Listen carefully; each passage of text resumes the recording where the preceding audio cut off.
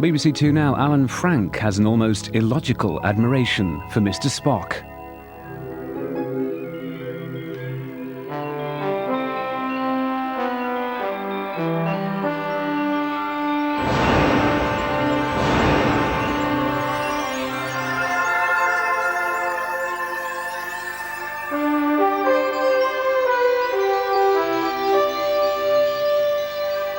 The interesting thing about a piece of the action is clearly someone thought, let's get them into 20th Chicago, let's make them gangsters.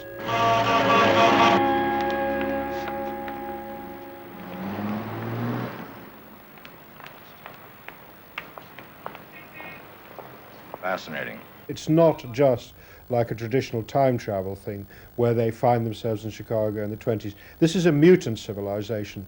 This is not just gangsters. They know, for instance, that the Enterprise is above there. They're perfectly well aware that the Enterprise is full of weapons which they'd quite like. All right, let's see how this thing works. Don't do that. You could knock out the side of the building. That good, huh? Well, all you have to do is give me about 100 of these fancy heaters and we'll have no more trouble. Out of the question. The only way to sort this out, as they rapidly discover, is to become gangsters themselves and to go for the piece of the action themselves. What do you think we're here for? You get a cut of your deal? Forget it. That's peanuts to an outfit like the Federation, right? Unquestionably.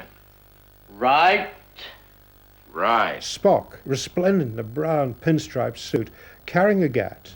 He looks like a gangster. He wears his hat like a gangster. But really, he thinks it's all a bit of a silly game. You know that the Vulcan half are saying, illogical, Captain. They decide to drive an open car, a very expensive open car. Naturally, Captain Kirk being the captain, he gets the wheel. Wheels, Mr. Spock. A flivver, Captain. But he knows the word flivver. This was the interesting thing. Spock really does know everything. Kirk calls it a car. No, sir, it's a flivver, says Spock. Oops. Gears. Yes. Oh, I believe they had a device known as a clutch. Clutch, Captain. Perhaps one of those pedals on the floor. He's a bit like Jeeves. Jeeves always turned up, a man who believed that fish was good for the brain, and always used to show Bertie Wooster that was the truth. He's like almost like any Englishman in a truly American movie. You get an American war movie. The Englishman, he's usually a major seconded to take Frank Sinatra through the jungle. He's always the guy who's really an outsider because he doesn't chew gum and he's never been to Brooklyn. I suppose Spock is much like this. And you cooperate with us, and maybe we'll cut you in for a piece of the action.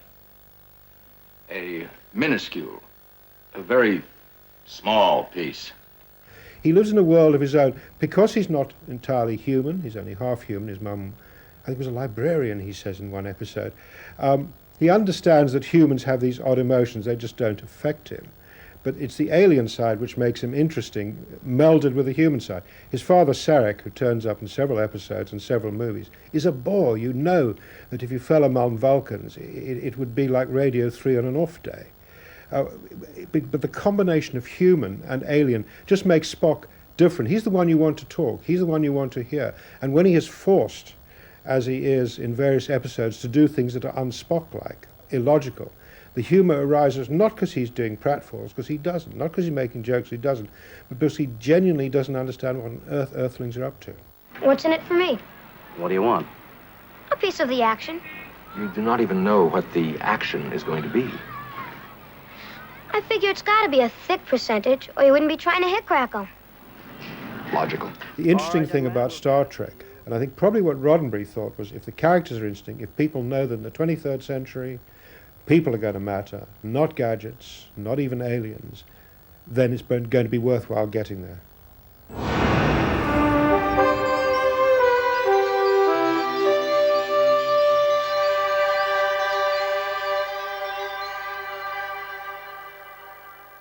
Want the world to be a better place?